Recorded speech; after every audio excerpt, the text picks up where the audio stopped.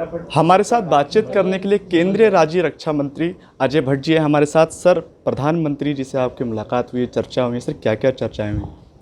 नहीं, पता नहीं है कैसे ये सब लोग कह रहे हैं मुलाकात हुई। ऐसी कोई मुलाकात हमेशा ही करते हैं। हम लोग जाते हैं, आज हमने कहा चलो हम चले जाते हैं उत्तराखंड वाले, कल को कोई और चले जाएंगे। जब ऐसी बहुत बात होती, कल से हम अपनी कॉन्स्टिट्यूंसी में जाएंगे, मिल नहीं पाएंगे। मंगलवार को हमेशा मिलते हैं। और यहाँ पर जो लोकसभा के अंतर्गत माननीय प्रधानमंत्री जी का कार्यालय है, वहाँ समय लेके जाते हैं।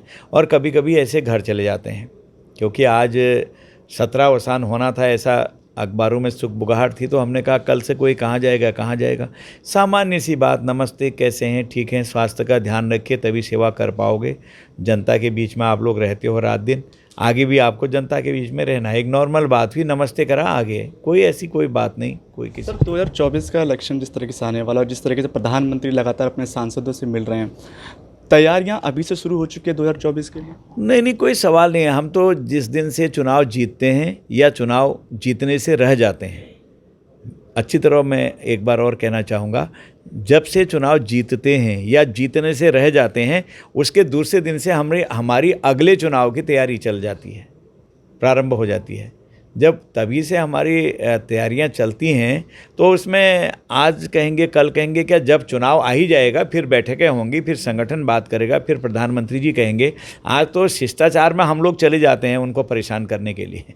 कोई ऐसी बात नहीं, हम खुद ही जाते हैं परेशान करने के लिए। सर, प्रधानमंत्री आत्मनिर्भर की बात करते हैं, रोजगार की बात करते हैं, जिस तरीके से आत्मनिर्भर चीज़ को बढ़ावा देने की बात कर रहे हैं प्रधानमंत्री, वहीं अगर विपक्ष की बात करें, रोजगार अगर वो कहें तो कहीं ना कहीं जो सरकारी पद पर रिक्तियाँ कहीं ना कहीं उनको लेकर भी विपक्ष घेर सकता है इस बात को। नहीं, विपक्ष से तो उनकी पॉलिसी है कि हिट एंड रन, मारो और भागो। उनको बहस करने की हिम्मत नहीं है। कहते हैं सरकार बहस नहीं करने दे रही, नहीं कर रही है। अरे आओ तो सही, एक कागज़ दिया आपको, अगर स्पीकर साहब करेंगे ना, जो करेंगे ऊपर से करेंगे ना, सरकार मना करती है क्या? स्पीकर साहब ने अगर कहा कि आज टाइम नहीं है, कल ले लेंगे इसको, या थोड़ी देर में लेते हैं, उतने में आप लोग, आपका टेम्परामेंट इतना शॉर्ट टेम्परामेंट है, गैर जिम्मेदाराना है कि बस हल्ला गुल्ला। पिछले सत्र में देखा आपने किस तरह से मारपीट करी और उसके बाद निकाले भी गए। ऐसे थोड़ी चलता है भाई।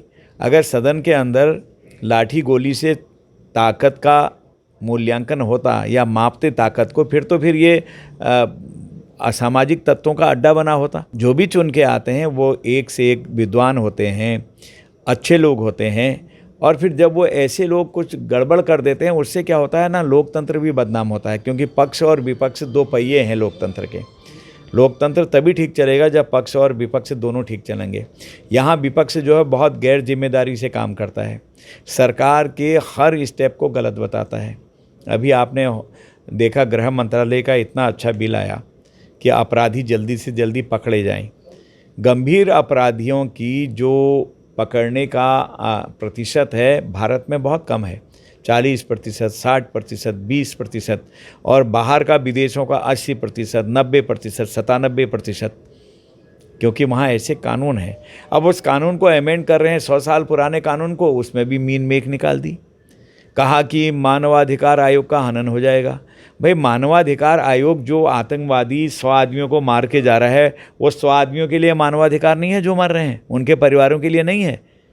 तो हमेशा दोमुही बात विपक्ष करता है, इसीलिए भारत में अब विपक्ष को कोई गंभीरता से नहीं लेता है। सर, आखिरी सवाल मेरा रहेगा कि जिस तरीके से खबरें आ रही कि सेना में अब युवाओं को जो है भर्ती किया जाएगा, उसको लेकर कुछ? देखिए, भर्ती में हम लोगों की तरफ से कोई रोक नहीं है। नेवी में, एयरफोर्स में आज भी भर्ती इस समय भी हो रही है, क्योंकि वो ऑनलाइन होती हैं। और जो भर्ती मेले होते हैं, हमारे बहुत सारे भर्ती के जोनल कार्यालय हैं, और ये जैसे हमारा ये दिल्ली और एनसीआर है, इसके चारों तरफ इसके अलग कार्यालय हैं। नेपाल में भी, वहाँ से भी हमारे साथी आते हैं, हमारे लोग आते हैं, युवक आते हैं, उनके लिए अलग है। और फिर उसके अलावा हमारे रेजिमेंट के सेंटर हैं जगह जगह पर। तो इस तरह से एक सिस्टम है। एक भर्ती का जो जोनल कार्यालय है, उसमें 4, 5, 6, 7, 8 डिस्ट्रिक्ट आ जाते हैं। अब जब उसमें हमने जोड़ा है, तो अगर 5 डिस्ट्रिक्ट भी आए तो मेला लग जाता है 50,000, 40,000, 60,000। कोरोना चला हुआ है, कोरोना से पहले भर्तियां हमारी होती रही हैं लगातार, लेकिन 2019, 20, 20, 21 और अब 21-22 में अभी तक भर्ती रुकी हुई है सिर्फ आर्म फोर्स की, आर्मी की, जो आर्मड फोर्स है हमारी, इसकी रुकी हुई है।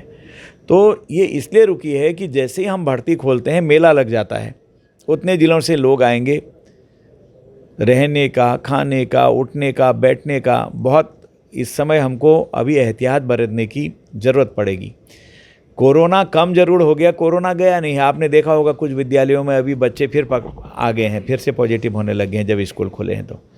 तो ऐसे में जब तक गाइडलाइन साफ साफ नहीं आती है खोल दिया जाए करके, तब तक एकदम से खोलना उल्लंघन होगा, और लोगों के साथ अगर कोरोना फिर से हो गया तो उसका मैसेज गलत जाएगा और लोगों के साथ खिलवाड़ होगा। इसलिए हम लोगों ने कोई भर्ती नहीं रोकी है, परिस्थिति जन्य रुकी पड़ी है, इस समय खुलेगी भविष्य में। बहुत बहुत धन्यवाद हमसे बातचीत करने के लिए। तो हमारे साथ बात कर रहे थे अजय भट्ट जी। R9 न्यूज़ के लिए दीपक कुशवाहा की रिपोर्ट, दिल्ली।